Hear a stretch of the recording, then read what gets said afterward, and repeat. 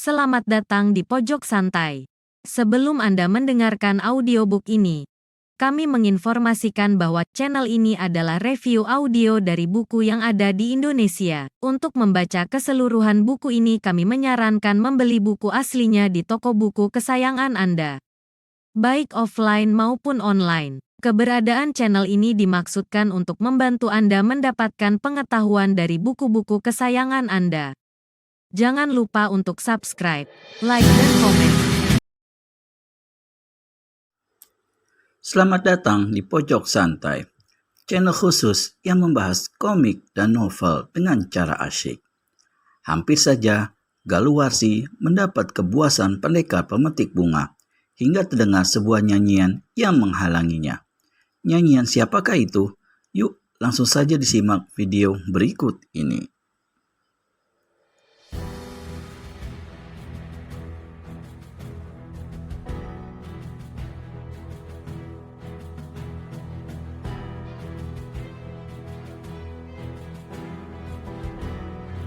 Kaukah yang difitnah atau engkau yang memfitnah Wirapati? Gadis yang kau sandarkan di pohon itu cukup menjadi bukti kalau kau mau menipu aku. Tunggulah sampai mataku buta. Pendekar pemetik bunga tidak kehabisan akal. Dia segera buka mulut pula. Guru salah duga, gadis itu adalah anak Bupati Sentot Sastra dari Kaliurang yang barusan murid tolong dan lepaskan dari tangan penculik-penculik dan perampok-perampok. Lagi-lagi Begawan Citrakarsa tertawa tawar. Lidah tidak bertulang memang bisa diputar balik, katanya. Tapi mataku tidak bisa diputar balik, Wirapati. Aku saksikan sendiri apa yang terjadi di tikungan jalan tadi. Masihkah kau mau berdusta di dalam kebejatanmu? Kini Wirapati alias pendekar pemetik bunga tak bisa berkata apa-apa lagi. Mulutnya terkatup rapat-rapat. Tak perlu kau berlutut di hadapanku, Wirapati. Sejak arang cemar kau corengkan ke mukaku, sejak itu pula aku tak mengakuimu lagi sebagai murid. Rahang pendekar pemetik bunga menonjol bergemeletak. Kejahatanmu laksana laut tidak bertepi. Dosamu sudah tak sanggup ditakar lagi. Sekarang berdirilah dan katakan cepat cara mati bagaimana yang kau inginkan. Kaget pendekar pemetik bunga bukan alang kepalang. Dipandanginya paras Begawan Citrakarsa. Mimik dan sorotan mata si orang tua jelas menyatakan bahwa apa yang diucapkannya itu bukan main-main. Guru, aku bukan gurumu, bentak Begawan Citrakarsa. Perlahan-lahan pendekar pemetik bunga berdiri. Guru, kau betul-betul hendak membunuhku? Tanya pemuda itu. Atau cuma main-main saja? Bicara soal kematian bukan bicara main-main, budak terkutuk. Hadik Begawan Citrakarsa. Bersiaplah untuk Begawan itu angkat tangan kanannya, kemudian laksana kilat dipukulkan ke muka. Wus! Asap putih mengepul dahsyat melanda ke arah pendekar pemetik bunga. Melihat gurunya mengeluarkan ilmu dahsyat yang tak pernah dikenalnya atau diajarkan kepadanya sebelumnya, yakinlah pendekar pemetik bunga bahwa si orang tua betul-betul bertekad hendak menghabisi nyawanya. Tak ayal, sebelum tubuhnya diserempet asap putih yang mengandung hawa sangat panas itu, si pemuda segera melompat ke samping sampai 2 tombak.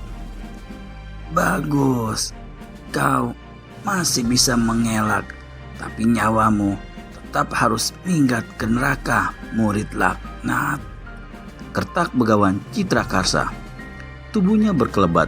Kini kedua tangan yang kurus memukul bersama-sama. Sinar putih berbuntal-buntal menyambar pendekar pemetik bunga. Serangan ganas ini membuat pendekar pemetik bunga melompat sampai 3 tombak ke atas dan berseru nyaring.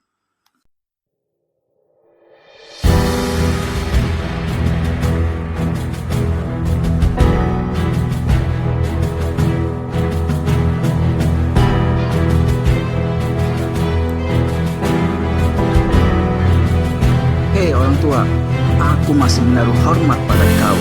Hentikan seranganmu. Hormat nenek moyangmu. Maki Begawan Citrakasa beringas. Dua tangannya kembali melesetkan buntalan sinar putih. Pendekar pemetik bunga cepat-cepat mengukik menyelamatkan diri. Wirapati atau pendekar pemetik bunga jadi beringas pula kini. Begawan, serunya lantang. Jika kau tak hentikan serangan, paksa aku mengadu jiwa dengan kau. Harap jangan menyesal. Begawan Citrakasa tidak pedulikan ucapan bekas muridnya. Tubuhnya berkelebat cepat. Angin bersiuran, bunyi berterbangan, dan atap mengiap pondok di atas bukit itu terbang bertaburan akibat keras dahsyatnya angin serangan sang begawan. Pendekar pemetik bunga penasarannya bukan main.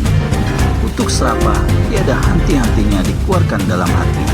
Kalau saja dia tidak memiliki tenaga dalam dan ilmu membentengi tubuhnya yang tinggi sempurna, pastilah dalam 2 jurus saja dirinya sudah konyol mati kena digebuk salah satu lengan sang begawan atau tersambar asap putih yang panas beracun itu.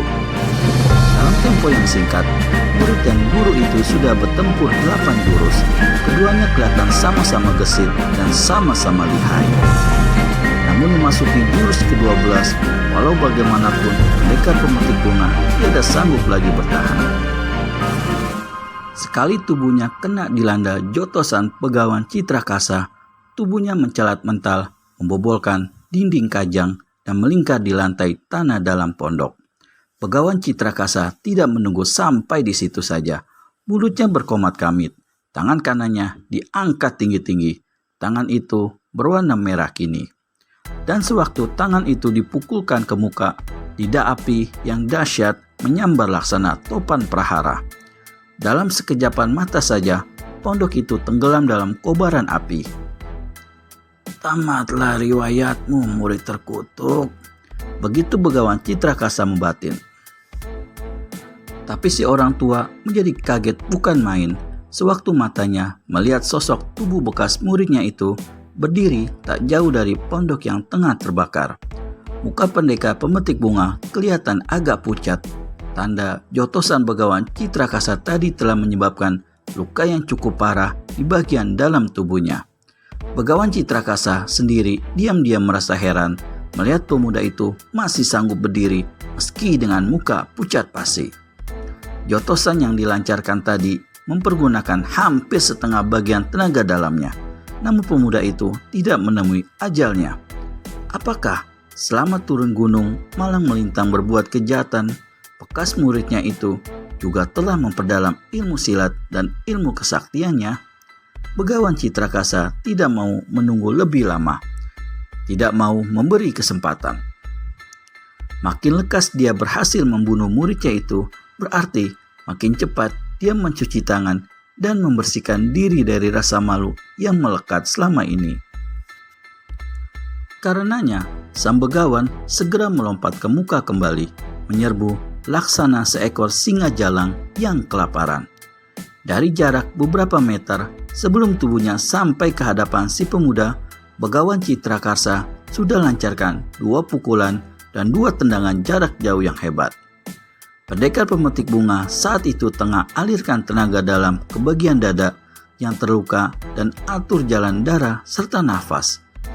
Melihat datangnya serangan ini, dia terpaksa menghindar cepat sambil melepaskan pukulan tapak jagat. Begawan Citrakasa tertawa mengejek. Ilmu pukulan tapak jagat itu dialah yang menciptakan dan mewariskan kepada Wirapati. Masakan kini mempan dipakai untuk melawan penciptanya sendiri? Namun, tawa mengejek si orang tua berubah dengan keterkejutan. Apa yang membuat Begawan Citrakasa terkejut? Temukan jawabannya di video selanjutnya hanya di channel Pojok Santai. Segera subscribe dan tekan tombol lonceng untuk mendapat notifikasi video terbaru dari kami. Terima kasih dan sampai bertemu kembali.